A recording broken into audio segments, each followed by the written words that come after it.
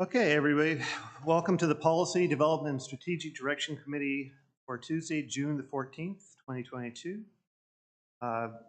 We've taken attendance. We have regrets from Councillor Chambers, and Joan will be joining us online. Otherwise, everybody else is in attendance. Could we have a motion for approval of the agenda? I move by Councillor John Pierce and second by Councillor House. All those in favor? Okay, passed.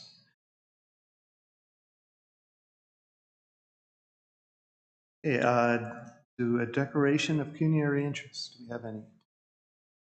Okay. Seeing none. Delegations, petitions, and presentations. Okay. The adoption of the minutes from the previous meeting.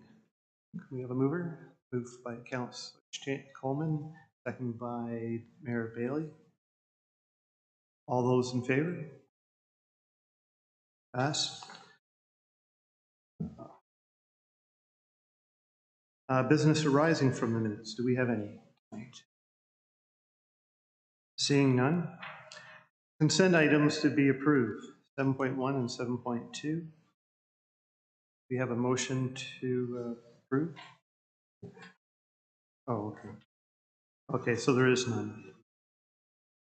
Staff reports. Do you have any staff reports? Okay. Okay. Our 8.1, RBT 20522, amendment to the shared service agreement budget schedule in election year, Heather Boyd. And we do have a recommendation. Do we have? So moved. Okay. Moved by Councillor Miller, second by Councillor Laferriere. And if we could have Heather give us an update on that.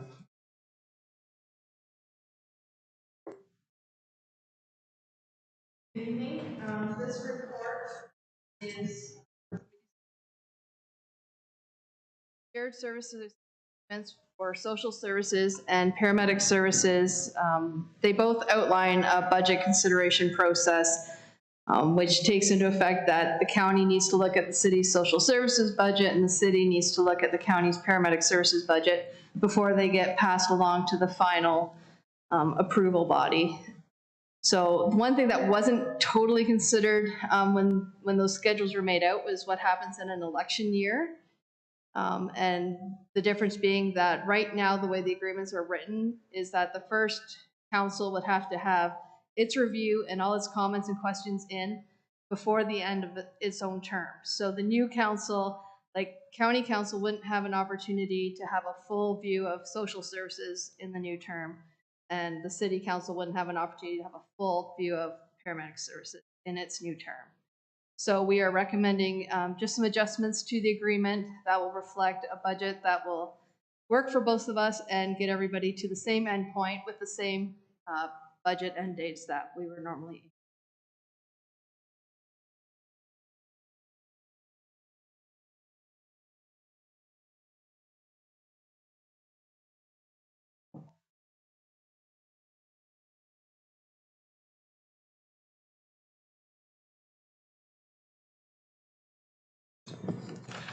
RPT 20322, update to the procedural bylaw, nominations of appointees to local boards, advisory committees, and community groups. Alicia Dychek. We do have a recommendation. Do we have someone to move that in a second? Moved by Councillor House, second by Councillor Pierce. Alicia, would you like to speak to that? Yes, thank you. Through you, Mr. Chairman, to the committee. This report essentially outlines the changes that occurred following the 2018 election, whereby the new council inaugural meeting will take place as of November 15th. Under the current procedural bylaw, there's a significant amount of work that has to be done by a nominating committee prior to that meeting, but following the October 24th election. Therefore, what staff is recommending is that the nominating committee and everything following that, which would be appointments of councillors to the various advisory committees and also individuals and members of the public, would take place following that inaugural meeting. That is the recommendation of staff at this time. Do we have any questions or comments? Seeing none, we have a mover and we have a seconder. All those in favor? It is passed. 8.3, RPT 22-51 progress update on the Safe Streets strategy. Alan Crozier and Greg Demers. And we have a recommendation. Do we have a mover and a seconder? Moved by Mayor Bailey, second by Councillor Howes. Okay, Adam, would you like to make some comments?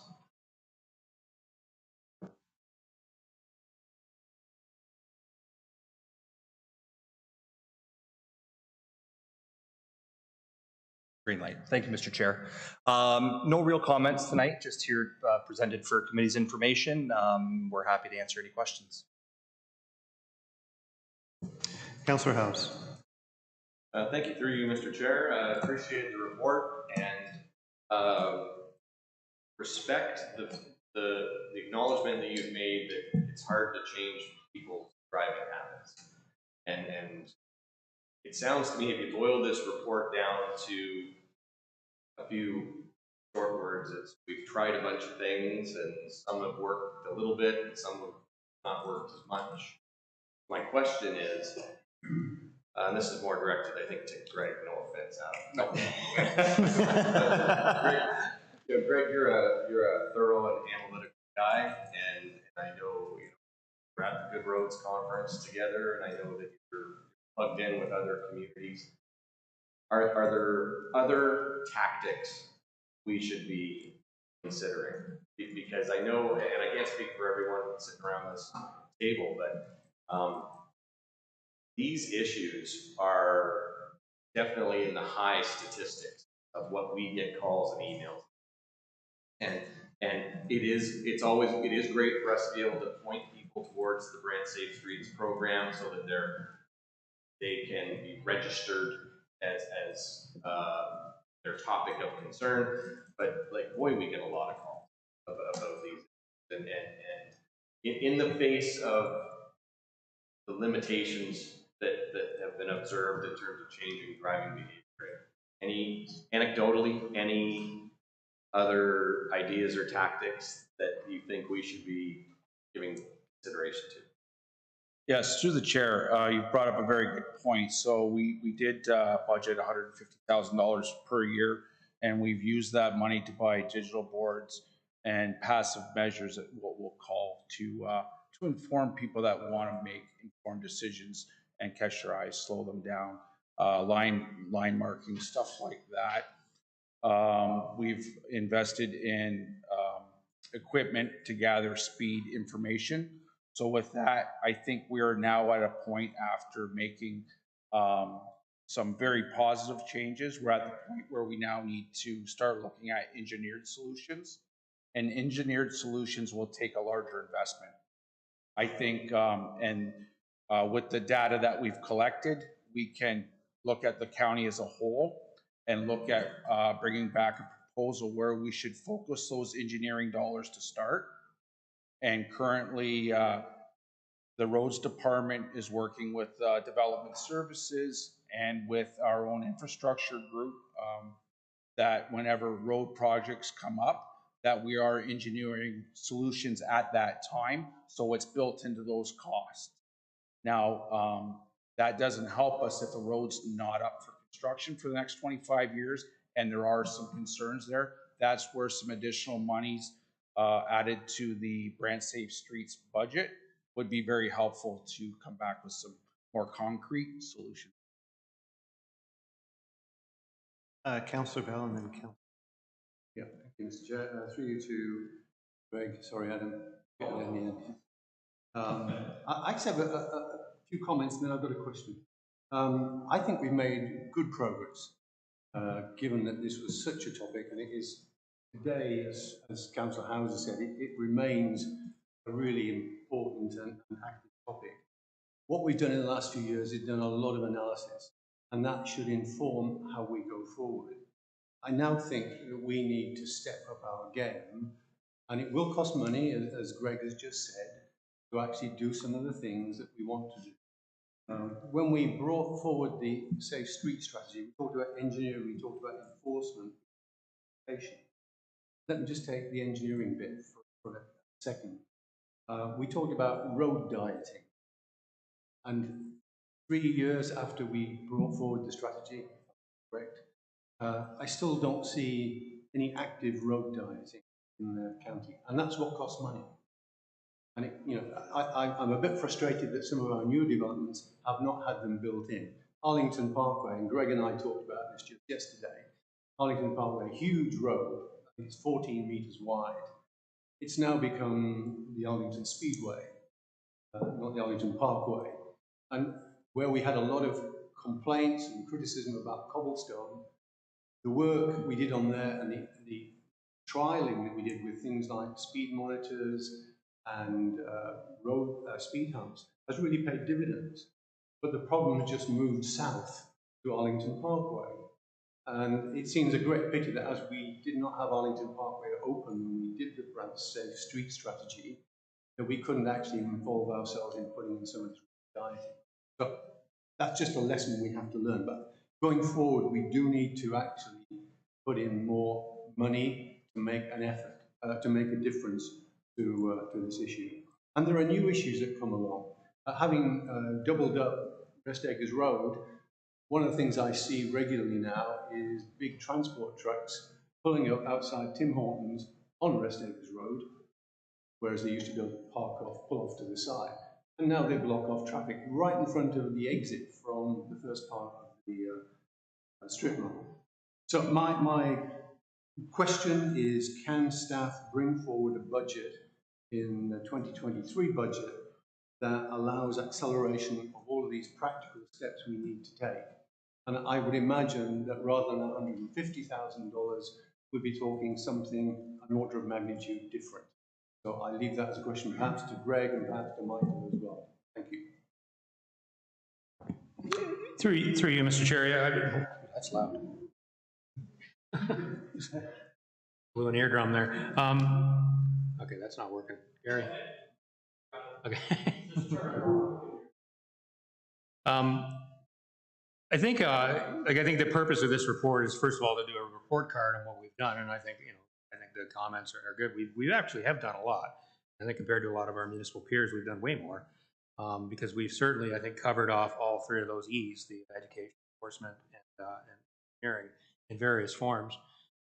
So I think really the reason for staff to put this forward is to say to council, are you satisfied with the status quo, which is we'll keep putting $150,000 a year plus a bit of staff time towards this, or as Councillor Bell said, do you want to up your game? And I think if you want to do that, you should make a motion that staff be directed to consider a more aggressive Safe Street strategy and to bring forward a budget proposal in the 2023 budget. So, because I think I think to Greg's point, we've done a lot, but our ability to really scale that up within our current spending constraints is pretty limited. I also think that the area that we're just starting to scratch into now, enforcement, does have the opportunity to, I think, definitely improve things. And I think we've just started in the last probably 10 months or so with some additional OPP resources, which I think are working. And we're still struggling to put ASE in our community, but we will get there at some point, and I think that will make a big. And I think there's some potential for that to scale up over time and really make some some headway into the concerns that we hear from the citizens. Thank you. Councillor Pierce. Mr. Chair, if I might just make the follow-up, just to take account of the commentary from the CIO, I would like to make the motion that we request staff to bring forward in the 2023 budget a proposal that significantly accelerates the activity that we're doing and addresses the many issues that we've now seen and recorded and understood and analysed in the last 3 years. Seeking a second. Seconded by Councillor Pierce.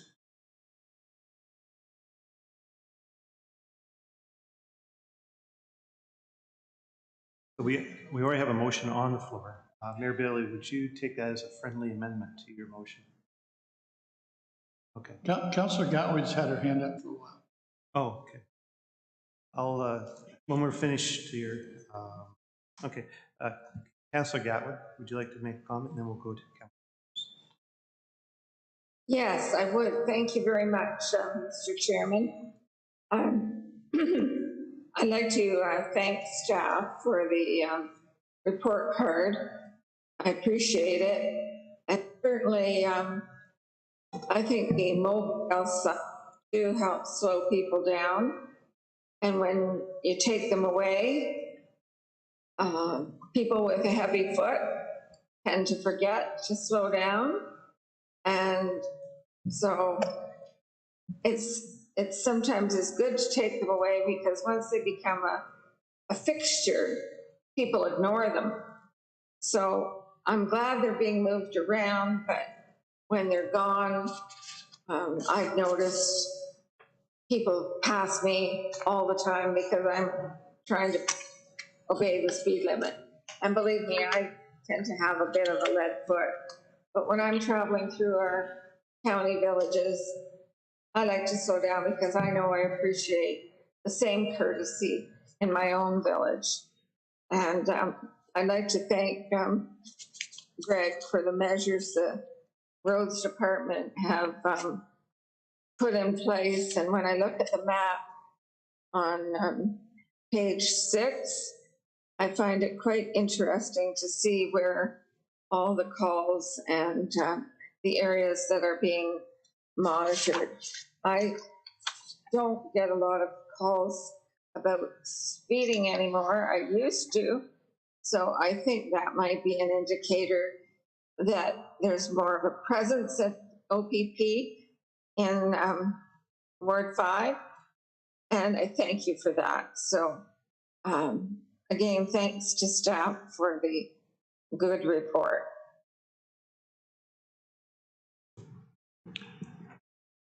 Thanks for those comments. Councillor Pierce? Thank you, Mr. Chair. Through you to Greg and Adam. I won't forget you, buddy. So a couple questions. First of all, a comment, and it's one of the things that I highlighted as well, that, and it's true to, behavior of drivers is difficult to change. We know that. And especially the statement in there about perception of, I'm standing on the side of the road, I see a vehicle go by and I think it's speeding, and the actual speed of the vehicle, as we've proven through speed spies and stuff like that, isn't really speeding. So that's one of those things that people have their own opinion on that, and you can't really change people's opinions. The line I'd like to pull on here is in the summary and conclusions. When excuse me, county staff have undertaken approximately 150 modifications of county roads. Is there any chance that we could get somewhat of a summary of what they might be? Because I don't think people understand how much work has been put into this already. And I think if people were to see what we've done to this point, I think they would agree with, as we have around here, that there's been some solid work done in the last 3 years. And I'm not sure whether it be just something we could post on our website, or just a blast out or something like that as part of Brand Safe Streets. Hey, you know what? In the past 3 years, we've done X. I think that would really go a long way to showing people that it's not just lip service. We're actually doing things, and I think that would go over well. One of the things I want to talk about too, and in there it talks about the cobblestone and the speed hump and stuff like that, which I'm sure Councillor Bell can attest to it. I got nothing but compliments on it. People loved it when they were there. From a road standpoint, and I know we've had the discussion before about potentially, not 100%, but potentially going to permanent one. How does that affect a snowplow? Is there certain grades of the hump that it has to be a little bit different? Or does that make it a little challenging? Because I know if they're going along with the blade and they have to maybe raise it up a little bit, then there could be a little bit left there and it could go ice. I'm curious as to your thoughts on, is that potentially a way to go, or do we look at it in the sense that, hopefully, people will drive a little bit slower in the snowy weather to slow things down, if you could, please. Yes, through the chair. So the speed hump is, we like to tell residents, don't confuse it with a speed bump. A speed hump has a different design, and it has been modified over the years through private industry on private property and within roadways. And there's a current standard now that does slow down traffic, but is also operation friendly, that we are looking at.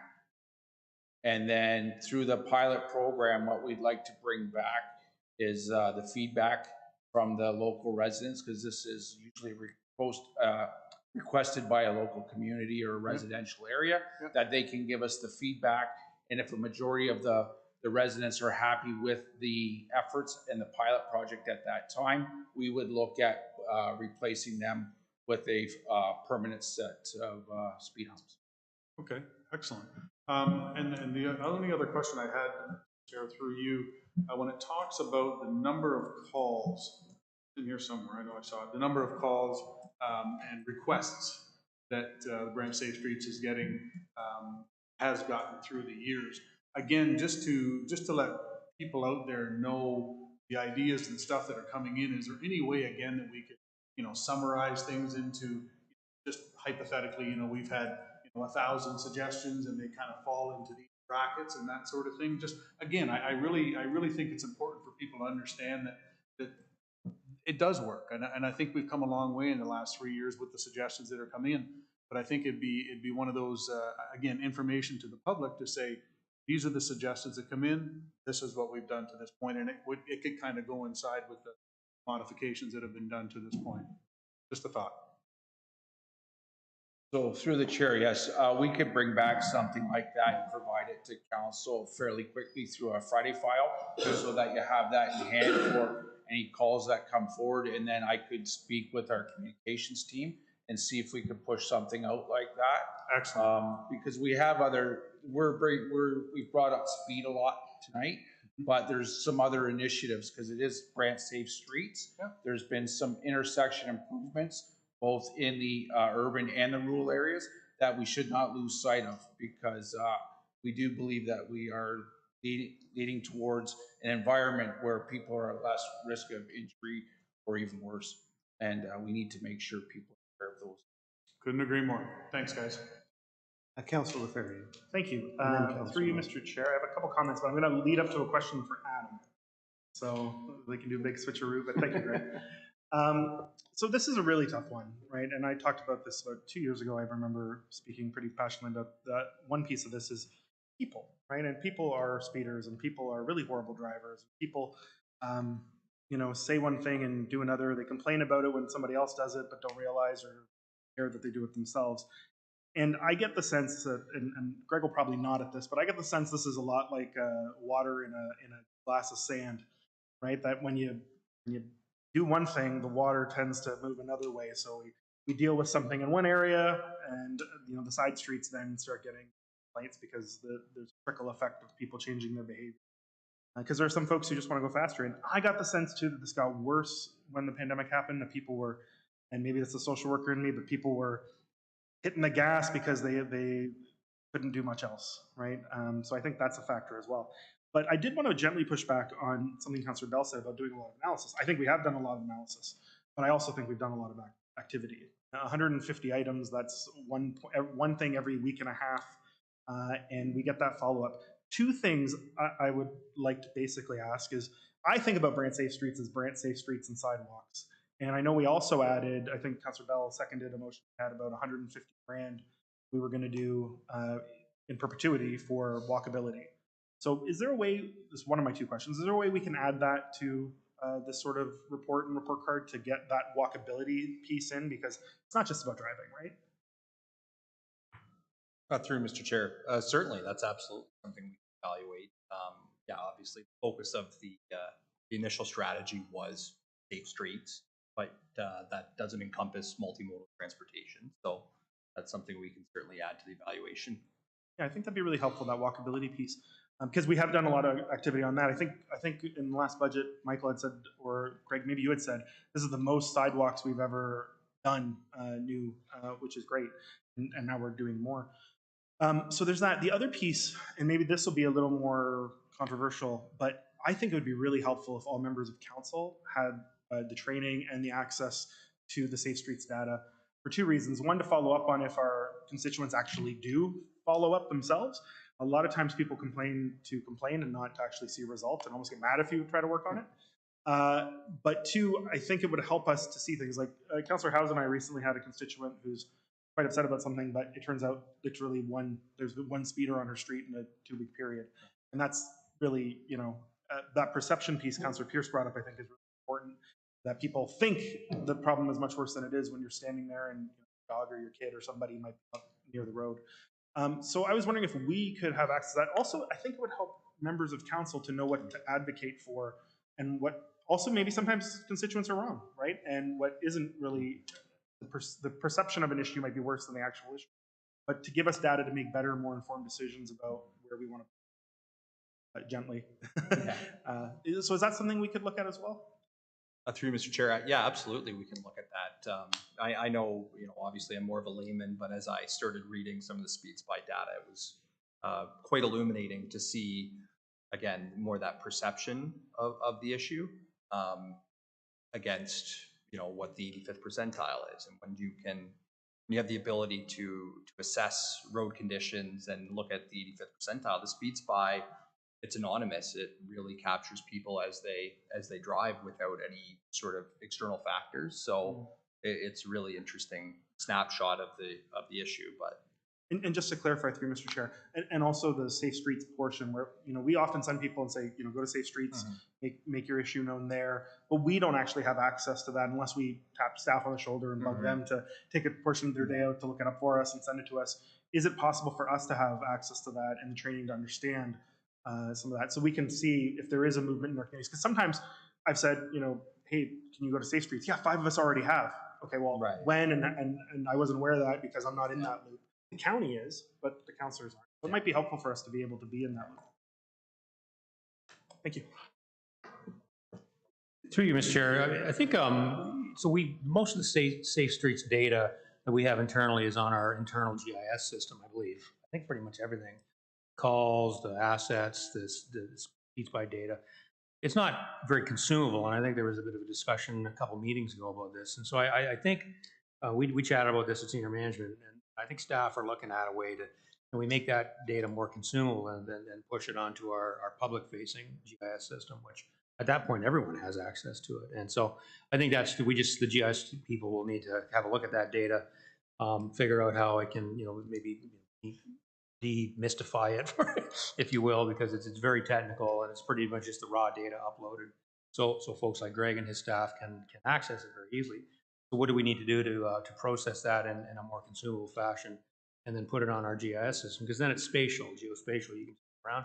There's a spot. I know who's, I know that there have been concerns expressed. This is what the counties did. This is what the data says. And I think that could be valuable information for yourselves and for citizens as well. So we are working on that. It'll probably take a bit of time to do that, but we'll try to expedite that and get that onto that site. And then if councilors need a little bit of help on how to use that system, which is pretty easy to use, but if you need a bit of help, we can certainly provide. But on the complaint side, so when somebody has a concern, is there a way where if it's in our ward, we could get that email? Because people think we get it. I've already done that. You didn't see it? Well, no, we don't get a file saying, 6 people in our ward complained about this street on the Safe Streets portal. I think that would actually be really helpful too, to be able to sort of assess and also adequately respond or sort of early respond as council members too. Because I've never seen one form, right? So I think that might be helpful information for us. Maybe I'm speaking alone on this, but. Through you, Mr. Chair, sorry, leave that with me. There's probably 2 or 3 ways we could do that fairly. I mean, there's probably the simple way is this: when we're dealing with it, we'll just let you know. But that's there's a lot of resource component to that. So if there's some automated way we could do that, but I've got a few thoughts just as listening to the conversation. Leave that with us. We'll get back on that. Councillor Miller. Thank you, Mr. Chair. 1 comment, 2 questions, and I'll ask the 1 question first because it's a segue Mark kind of brought up. Because I don't know. We've had this for 3 years and I don't know what the process is. I get a complaint. I think it should go to Safe Streets, so I might email Rick Knapp, or I might email Rob Walton, or even the OPP inspector. So what is the process right now? Through you, it's not in the report. Oh, so what, Mr. Chair? I apologize. I guess I assumed that it was apparent. So there's a website with a web submission form, and it outlines the name, the location, your concern, and then that's submitted to the Brant Safe Streets team, who evaluates it, and then it goes to a broader evaluation group that sort of, like where you could request the mobile speed sign. They might choose to put a digital speed board up for a while. So it's a web form on our website. And I think any concern that you would have forwarded on via email, work for a pretty flexible municipality. We aren't directing people to have to go to the website. Their concerns will be sort of taken as they're received. So. Okay, this is all news to me. I did not know about that portal. So, but building on what Mark said, I agree. It would do us well if we could see the complaints that have come in. So, okay, thank you for that information. Just one comment, Greg. You mentioned other departments. You said development services, and I'll say I think planning should also play a role in our Safe Streets initiatives, because if we don't build a speedway, people won't speed. And you guys mentioned cobblestone in your report, and I think cobblestone should be in every university planning course textbook, because we built this beautiful straight road, and at the end of it, we put 2 schools. So, and we're all surprised that we have problems. Those schools should have, and I'm not pointing fingers, but it's a learning, a learning tool here. Those schools should have been put closer to the arterial road, so people didn't have to come off of Rest Acres, drive all the way down Cobblestone, and then return. So I think those are some of the things we have to learn from. So I'm just saying other departments have a role to play, and I think it starts with, I would say it starts with planning. So that's my only comment as far as planning goes. And then my last question, I wonder if either you 2 gentlemen could, if you've come across anything you've read or learned, or just from experience, but is speeding a big as problem at $2.10 a liter gas as it is, say, at $1.10 a liter? Any evidence or information on that? Through the chair, we've seen that has not impacted any. It's behavior, and that's the unfortunate part of today's society. The financial impact, including fines, somewhat don't deter people, which is unfortunate. Some people will get a ticket. Some people will, with the price of gas, travel less. With a ticket, they may smarten up depending on who runs their household. But some things, financial implications, don't matter to some people in society, which is unfortunate. Okay, thank you, gentlemen. Councillor Coleman. Yeah, Mr. Chair, doesn't matter to who. You're both equal. And a comment and a couple of questions on this, maybe. Greg, I appreciate the work that did down on County Road 22 and Baptist Church Road. As far as I know, it's certainly reduced the problems by making it a 4-way stop. I know the residents kept asking for it and asking for it, and the data didn't always warrant it, but it has worked. And none of us like to see fatalities at these intersections. My comment is, or question is that we have all the speed data signs in all these villages, and I know they must work somehow because the data must get back to the OPP because they're always sitting there with radar. So is it possible that we could put some of these things on County Road 18, Cockshut Road 54, Highway 2, get the data on those roads because we know they're speeding. So the OPP could build more focused patrols on those roads. Because just last Thursday on County Road 18, right in front of my place, truck was turning into my yard, school bus coming down behind, was in a hurry, slammed into the back of the truck. Bus full of kids. Luckily, nobody was hurt.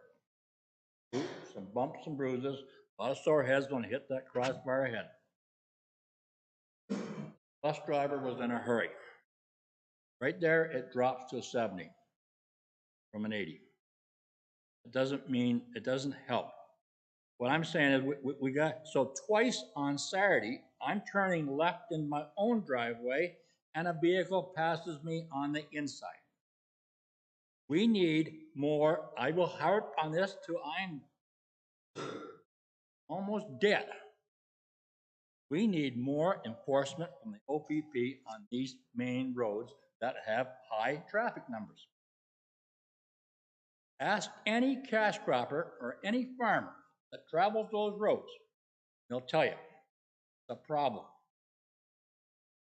Just don't, so whatever you can do, if we can get data on those roads and it will direct some a little more attention to them, would be much appreciated. Thank you. Any follow-up on that? So for follow-up with, to that question, through the chair, Councillor Coleman and committee members, we, something that we added to the Brant Safe Streets team is we actually meet twice a week, and that was done, every other week, and that was done with internal road staff, traffic specialist, Rick Knapp that you mentioned. We've added a traffic safety specialist since then, myself, Jason DeMonk. Over the last year, we now invite the OPP, so their traffic team meets with us now, and we give them hot spots to visit and after we've collected the data. So anything that shows up after we've done the speed analysis, we give it to the OPP and they ask us for input. If we're getting certain complaints about stop signs, we inform the OPP at that time. Or if we're talking about speed, we discuss that at that time. And then we definitely drive home the fact, when school starts up, we start targeting those areas. But to your point, maybe we discuss with the OPP about planting and harvesting time as we would with the start of school. I think might be a good message to take back to the OPP if you're.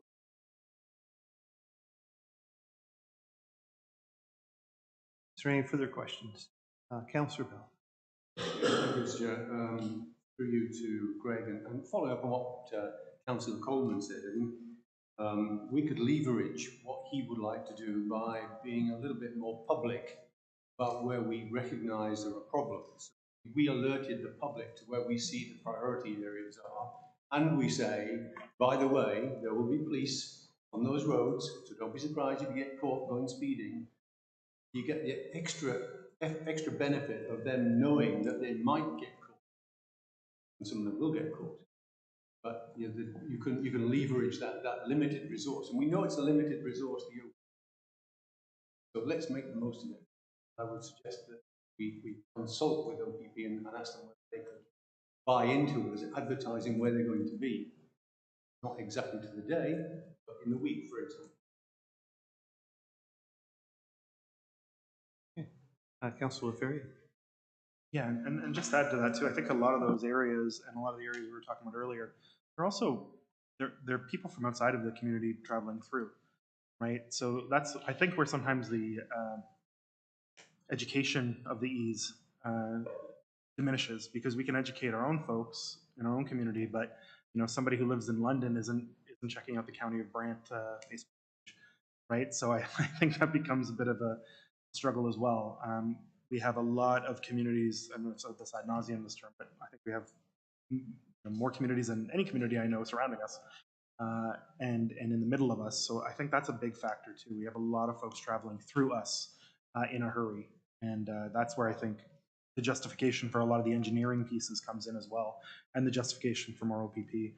But I don't know another community this size who has put so much effort, resources, money, time, attention, energy into traffic calming. And that shouldn't be lost in the conversation, because we are a really small community, and yet we have done a ton over the last 3 years on this issue. But like I said, it's water in a jar of sand, right? Councillor Pierce. Thanks, Mr. Chair. Through you, just a quick note for Council Committee. I've made a few notes here that I've taken to PSP next meeting, so you're aware. Thanks very much. Appreciate that. Any final comments or questions? Well, we've had some good discussion. We've got a addition to the recommendation, add extra funds for this. We have a seconder, and we'll call the vote, I guess. That's okay. All those in favor? Okay. Anybody opposed? One opposed. Okay, it passes. Okay.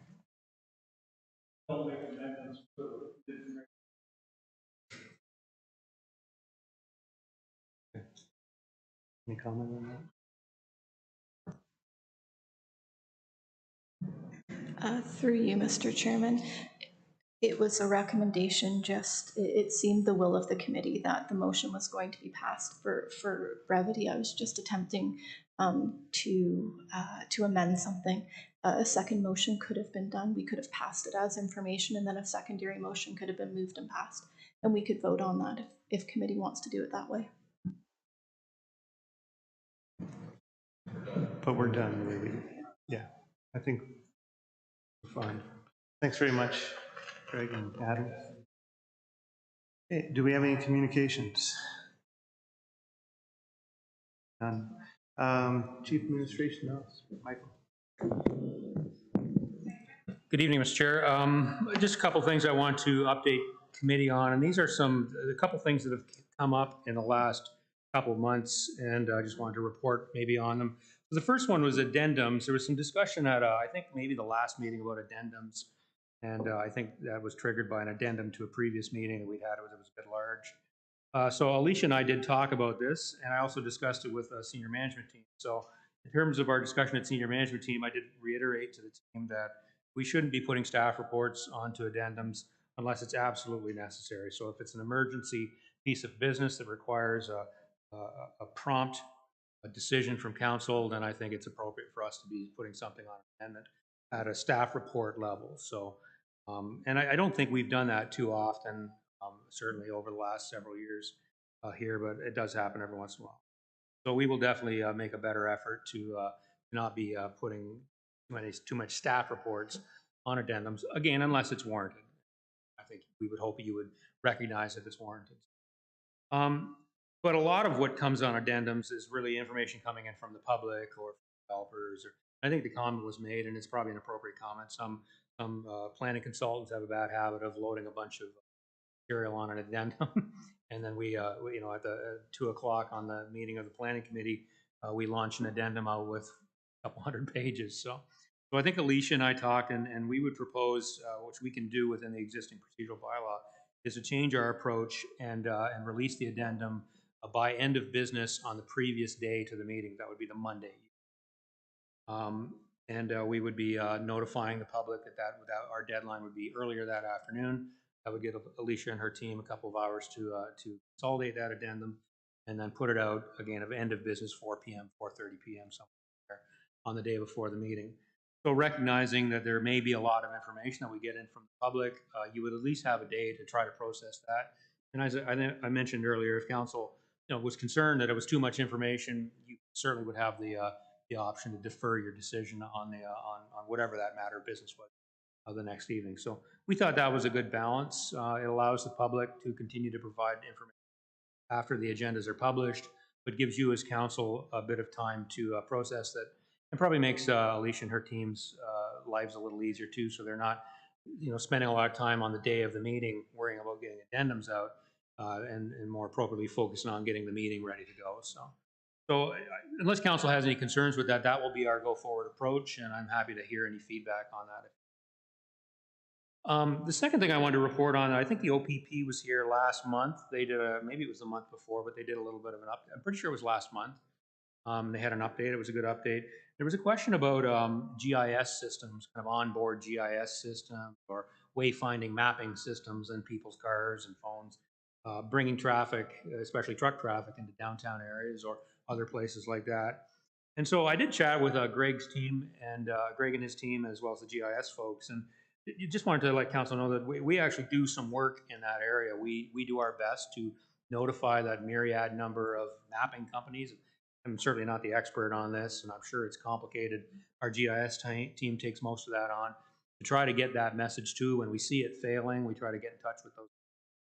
Greg also mentioned, and that our GS team is looking at, there's a single company we may be able to hire or retain who could do that for us for a small fee every year. So they would have the connection, all those wayfinding app operators and programs, any of these organizations that are running these mapping tools, they could be that single point of contact for us, and they would feed that information out. So, but I think it's probably not perfect. Whether we ever get that situation perfect is maybe difficult to achieve, given the fact that it's a data driven world out there with a lot of players in it. But so first of all, I was pleased to know that staff are working on that. They're doing their best, and there may be some better options. Hoping council would be appreciative of that information. And so if you get some complaints from your constituents, you can pass that on. We do some what we can to try to influence those external tools, and there may be some better options. I don't have a lot more information on that, but certainly we could report back as we learn more. But happy to try to answer any questions, Mr. Chair. Do we have any questions? Councillor House. Thank you, Mr. Chair. Through you, just on that last point, Michael, might that be a decision package? Through you, Mr. Chair, I don't think so. It was a pretty small number. It was just a few $1,000s. I think it's just about trying to find that company and get on board with them, make sure that it's going to be worthwhile. So I think it's probably something we would do within our current budget. We have some discretionary funding within the budget that we can take on little projects like that. So, but I don't. So I think if we, it's probably a net gain in productivity for us rather than having staff chase 20 or 30 of these companies, as opposed to us chasing one. Again, I don't have a ton of details on it, but we can certainly report back as we hear more. If it does turn into a larger expenditure, then you would likely see a decision package. Just a quick follow-up, Mr. Chair. That would be greatly appreciated. I think as long as drivers, whether it's cars, trucks, whatever, but the real issue right now is on this topic is trucks going through unintended truck areas, prohibited truck areas. And as long as their GPS is telling them the most direct way from A to B is through downtown, they're going to follow that GPS regardless of what the big green signs say. So I think that would be time and money well spent. Thank you.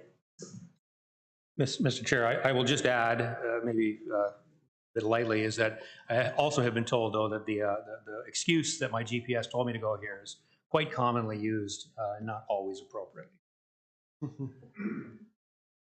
Do we have any other questions? Seeing none, well, thanks very much for the update.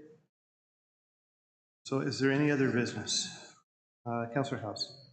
Mr. Chair, and apologies, I didn't bring this up at the agenda part of the program, but I wanted to give notice of motion that next week I'll be bringing forward a motion related to the arts, culture, and heritage strategy that is being embarked upon this year.